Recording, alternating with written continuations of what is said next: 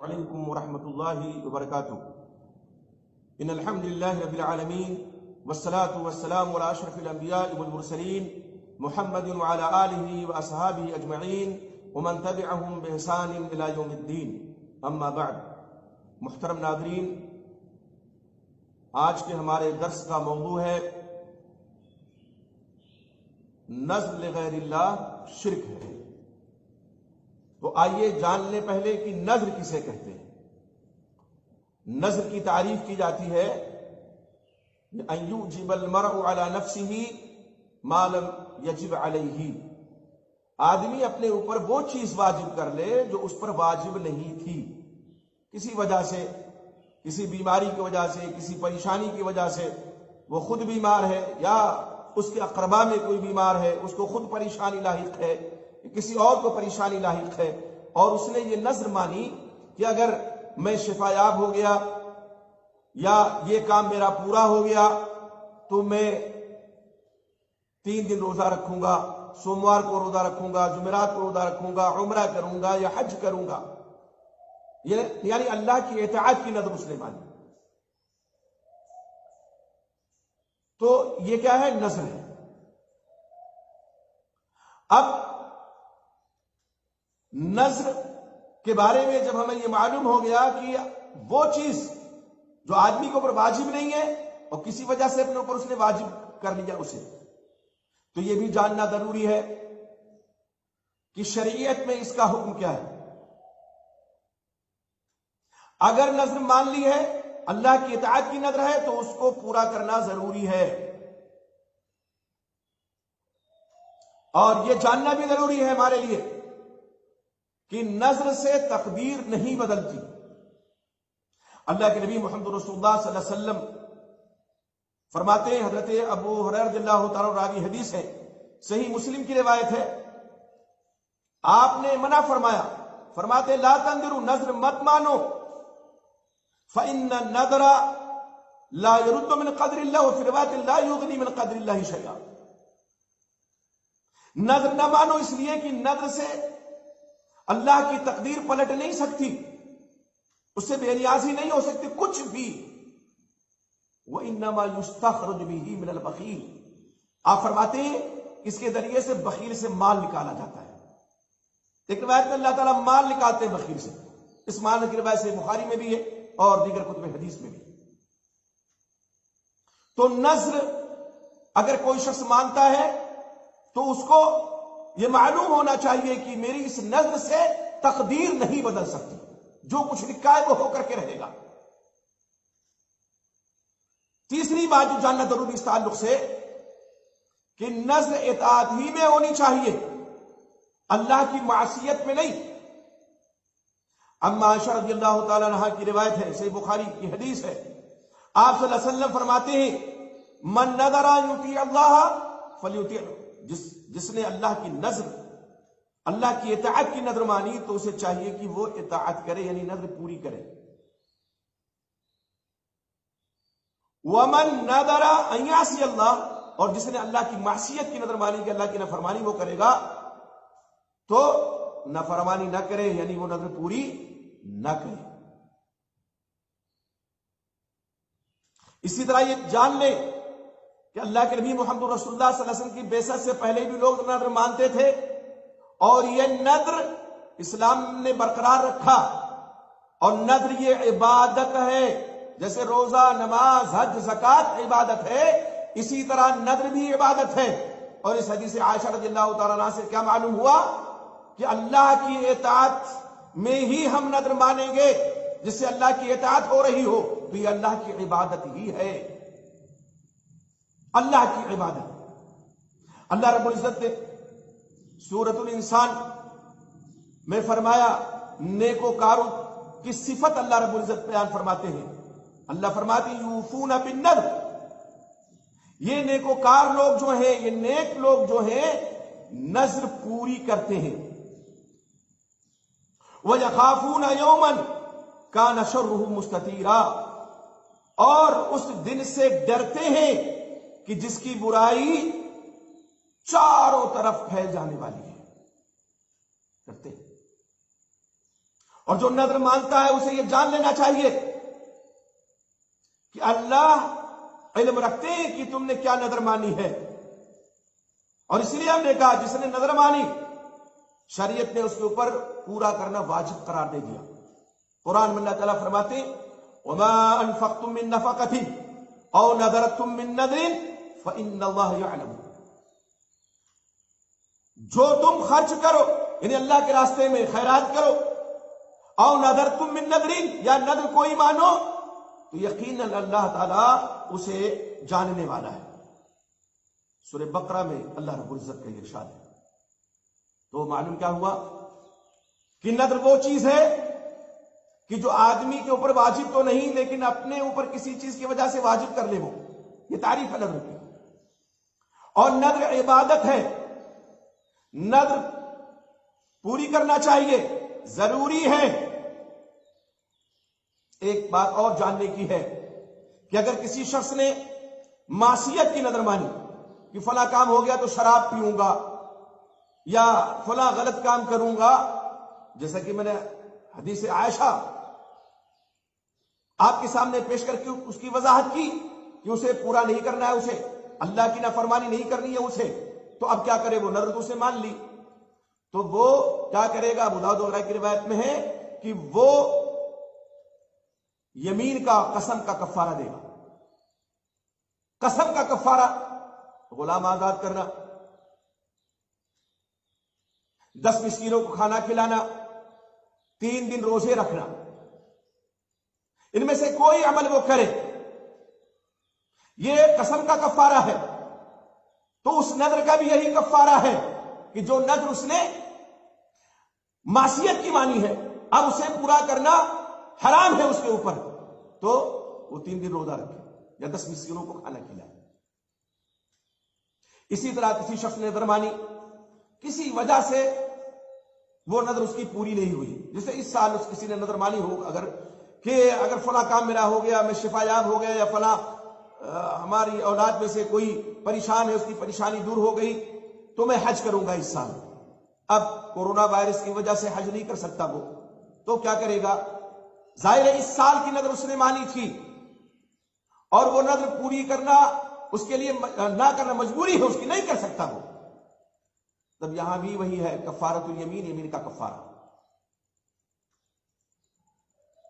موضوع اگرچہ میرا ہے کہ نذر لغیر اللہ شرک ہے، لیکن یہ بتانا بہت ضروری ہے نذر کے تعلق سے، تاکہ دھیان میں رہے کہ نذر سے تقدیر نہیں بدلتی ہے، کوئی سوال ہی نہیں ہے، جو اللہ نے لکھ دیا وہ ہو کر کے رہے گا، ہم لاکھ نذر مانیں۔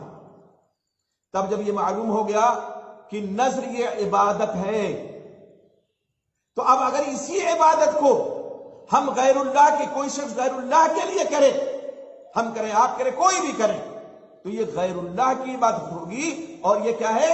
یہ شرک اکبر ہے۔ جیسے کہ بہت سے لوگ آج ہمارے یہاں بر صغیر میں نذر مانتے ہیں کہ اگر فلاں کام ہو گیا تو فلاں بابے کے مزار پہ جا کر کے بکرا ذبح کروں گا، مرغا چڑھاؤں گا، بریانی چڑھاؤں گا، دیگ چڑھاؤں گا، یعنی غیر اللہ کی منت مانتے، غیر اللہ کی نذر مانتے ہیں، تو یہ کھلا ہوا شرک ہے۔ جب یہ طے ہو گیا کہ نذر یہ عبادت ہے، تو اگر اس عبادت کو کوئی شخص غیر اللہ کے لیے کر رہا ہے تو یہ غیر اللہ کی عبادت ہے، اور یہی شرک اکبر ہے، یہ غیر اللہ کی عبادت ہوئی۔ تو جب غیر اللہ کی عبادت آدمی کر رہا ہے تو شرک میں گرفتار ہو گیا، اس کو کوئی شخص شرک سے نہیں بچا سکتا ہے۔ ایک بہت پرانا واقعہ جس موقع پہ مجھے یاد آیا اور مناسب بھی معلوم ہوتا ہے، جس کو میں گوشے گدار آپ کے کر دوں، یہ سچا واقعہ ہے۔ بریلی، جس کو بہت سے لوگ شریف کہتے ہیں، پتہ نہیں کیوں، اللہ جانے، وہی کا واقعہ تھا۔ 2 جون سن 1995 نشان راہ کے شمارے میں یہ انتہائی ایمان سوز واقعہ اس وقت کے ایڈیٹر امداد حسین جعفری نے نقل کیا ہے۔ نشان راہ ایک پرچہ، اب پتہ نہیں نکلتا ہے بریلی سے کہ نہیں نکلتا ہے، اس وقت چونکہ ہم بریلی ہی میں تھے۔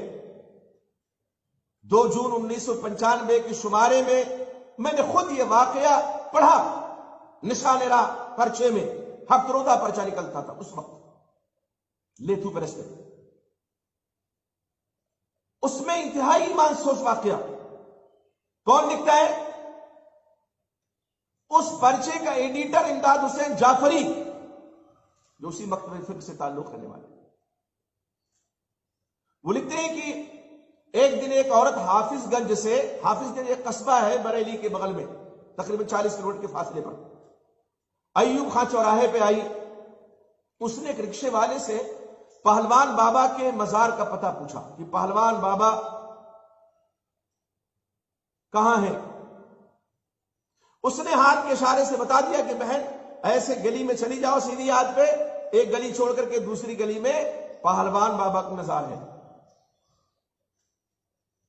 ظاہر ہے حافظ گنج سے اس کے سر پہ شیطان سوار تھا، لے کر کے یہاں بریلی تک آیا۔ پہلوان بابا ایک وہاں پہ، اور وہاں تو خیر کئی بابے آسودہ خاک ہیں، پہلوان بابا ہے، کتا شاہ کی زیارت بھی ہے، اور ایک دولہا شاہ بھی ہے۔ پہلوان بابا اس نے کیا کیا؟ شیطان نے اس کو پہلی ہی گلی میں موڑ دیا، اور پہلی گلی میں دیکھا کہ ایک بہت ہی بھیو مندر ہے، اور اس میں ہنومان لگوٹ باندھے ان کی مورتی کھڑی ہوئی۔ اس نے سوچا ان سے بڑا پہلوان کون ہو سکتا ہے، یہی پہلوان بابا ہے لگتا ہے۔ کبھی اس نے زیارت نہیں کی تھی ان کی۔ وہ آئی برقع پوش عورت، نظر باندھ رہی ہے کہ پہلوان بابا میرا میاں بیمار ہے، اس کو اچھا کر دو۔ کیا کر دو؟ یہاں یہ نہیں کہ آپ اللہ سے سفارش کرو، یہاں چونکہ یہ لاکھ سیانے ملا یہ کہیں کہ ہم تو ان سے نہیں مانگتے ہیں، اللہ ہی سے مانگتے ہیں، لیکن عوام کو کیا کریں گے؟ میں بار بار کہتا ہوں، عوام کو کیا کریں گے؟ تم نے شرک کی کھڑکی کھولی، عوام نے اس کا انڈیا گیٹ کھول دیا، کیا کرو گے؟ اس نے کہا میرا میاں بیمار ہے، شوہر آپ اچھا کر دو، میں آپ کے نام کی دیگ چڑھاؤں گی۔ کیا کروں گی؟ یہی نذر لغیر اللہ ہے، میں آپ کے نام کی دیگ چڑھاؤں گی۔ نذر اس نے مانی، متھا ٹیکا، واپس ہو رہی تھی، ایک مسلمان راہگیر نے دیکھا کہ نقاب پوش عورت ہے، برقع پوش عورت اور مندر میں، رک گیا۔ جب وہ آئی مین روڈ پہ، کہا بہن کہاں گئی تھی؟ تو اس نے کہا کہ بھائی میرا میاں بیمار ہے، ہر علاج کروا لیا، اچھا نہیں ہو رہا، تو پہلوان بابا کے ہاں میں ان کی نظر ماننے آئی تھی۔ اس نے کہا پہلوان بابا؟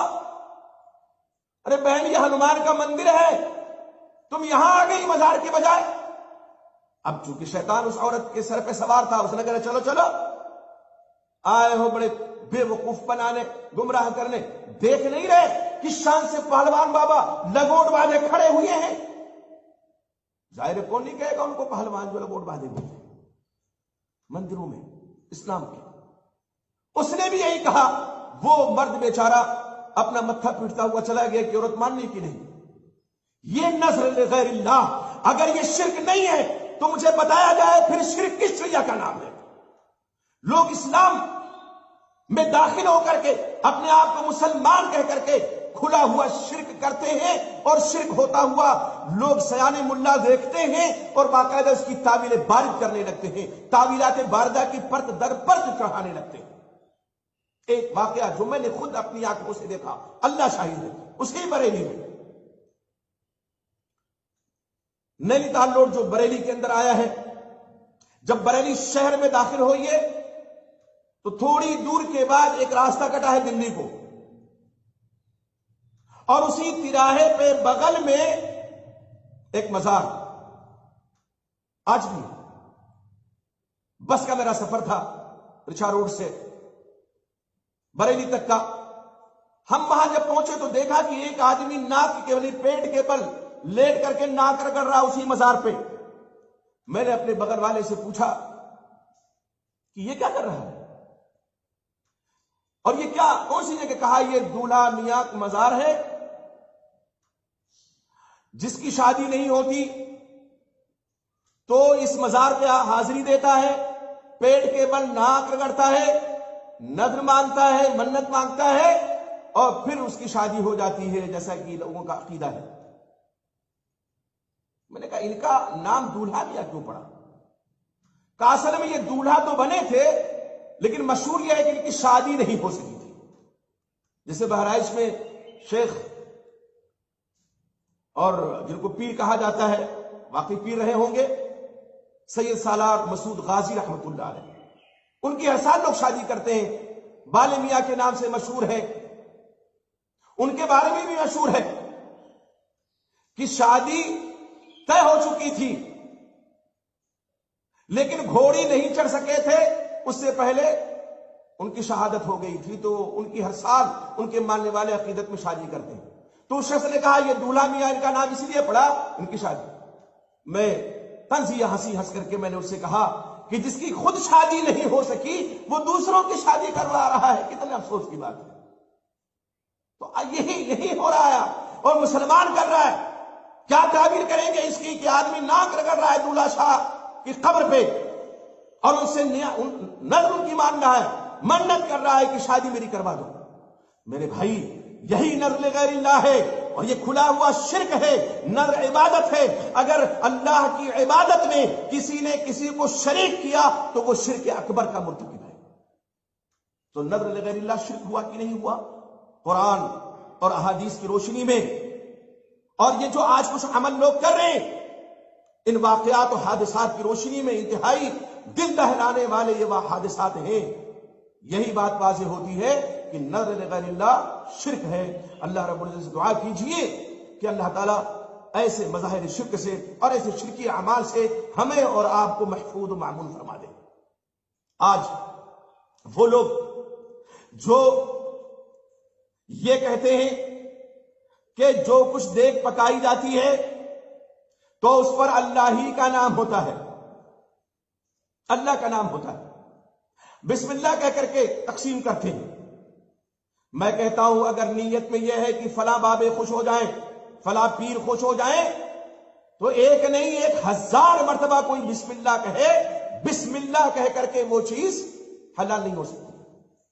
اور بہت سے سیانے ملا تو وہ ہیں جو باقاعدہ لوگوں کو بھرمت کرنے کے لیے کہہ لیجئے، فریب خوردہ کرنے کے لیے عوام کالانعام کو کیا کہتے ہیں، دیکھو بھائی ہم شعبان میں جو نظر دیتے ہیں، محرم میں جو حضرت حسین کی نظر دیتے ہیں، اور رجب میں جو کنڈا امام جعفر صادق کے نام کرتے ہیں، نظر مانتے ہیں، تو اس میں کیا ہے؟ ساری حلال چیزیں تو ہوتی ہیں. ایک صاحب کو میں نے خود اپنے کانوں سے سنا کہتے ہوئے کہ دیکھو بھلا بتاؤ چینی حلال ہے کہ حرام؟ لوگوں نے کہا نہیں صاحب حلال ہے. کہا سوجی حلال ہے کہ حرام؟ کہا نہیں صاحب حلال ہے. کہا گھی حلال ہے کہ حرام؟ کہا نہیں صاحب حلال ہے. کہا اور میدا حلال ہے کہ حرام؟ کہا نہیں صاحب یہ حلال ہے. کہا دودھ حلال ہے کہ حرام؟ سب سے کہنے والے حلال ہے حلال ہے. کہا اب اتنی حلال چیزیں ہم نے اکٹھا کر دی اور یہ وہابی کہتا ہے حرام ہے. تو نعرے تکبیر بھی، نعرے رسالت بھی، نعرے غوثیہ بھی، سب نعرے لگ جاتے ہیں اور لوگ جھوم اٹھتے ہیں کہ صاحب کتنی زبردست دلیل ہمارے ملا نے دی ہے. ان کو یہ پتا نہیں کہ ایمان کا سوداگر اس نے ایمان کا خود کا سودا کیا ہوا ہے اور ان کے ایمان کو بھی چھیننے کا سامان فراہم کر رہا ہے.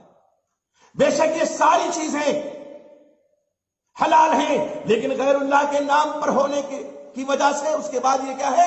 حرام بھی ہو گئی اور شرک بھی.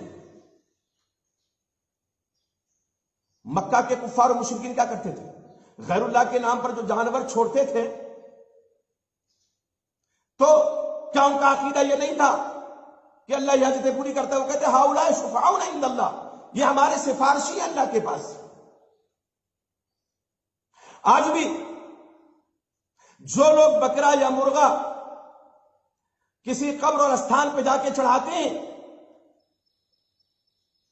اور کہیں بسم اللہ ہم نے کہا اس لیے حلال ہو گیا، اب وہی بکرا اگر چوری کا ہو، وہی مرغا اگر چوری کا ہو تو بسم اللہ کہنے سے وہ چوری کا مرغا، وہ چوری کا بکرا حلال ہو جائے گا؟ کوئی مفتی دنیا کا نہیں کہہ سکتا کہ وہ حلال ہو جائے گا بسم اللہ کہنے کی وجہ سے. تو جس طرح سے چوری کا مرغا، چوری کا بکرا بسم اللہ کہنے کے بعد حلال نہیں ہو سکتا ہے، اسی طرح سے غیر اللہ کے نام پہ چھوڑا ہوا بکرا، غیر اللہ کے نام پہ چھوڑا ہوا مرغا، غیر اللہ کے نام پہ کھنکانے والی دیگیں، غیر اللہ کے نام پہ نظر و نیاز، غیر اللہ کے نام پہ حلوے، ماڈے، کونڈے، یہ سب حرام بھی ہیں اور شرک ہیں. اس لیے حرام ہے کہ غیر اللہ کے نام پہ، اس لیے شرک ہے کہ غیر اللہ کے نام پہ. تو یہ کہہ دینا کہ ہم نے بسم اللہ کہہ کر کے کیا ہے. اور آج ایک رسم اور ہے، لوگ کھانے پہ بھی یاد دلاتے ہیں. بہت سے لوگ فتویٰ پوچھتے ہیں، مولانا بتائیے، شیخ بتائیے، وہ فلاں کے ہاں دعوت ہے اور وہ اس مکتب فکر کے ہیں، نظر و نیاز والے ہیں، لیکن کہتے ہیں پورے کھانے پہ نیاز نہیں دلائی ہے، تھوڑا سا نکال کر کے نیاز دلا دی ہے. میرے بھائی آپ تھوڑا نکالیں یا آدھا نکالیں، نظر تو غیر اللہ کی دی آپ نے نا. اور ایسی جگہ پہ جہاں غیر اللہ کی نظر دی جاتی ہو، نیاز مانی جاتی ہو غیر اللہ کی، وہاں حاضری بھی ایک موحد کے لیے درست نہیں ہے. تو یہ چیز ہمیں سمجھنا ہوگی. اللہ سے دعا کریں کہ اللہ تعالیٰ ان شرکی اعمال و افعال سے ہماری آپ کی امت مسلمہ کی حفاظت فرمائے. آمین. والسلام علیکم ورحمۃ اللہ وبرکاتہ.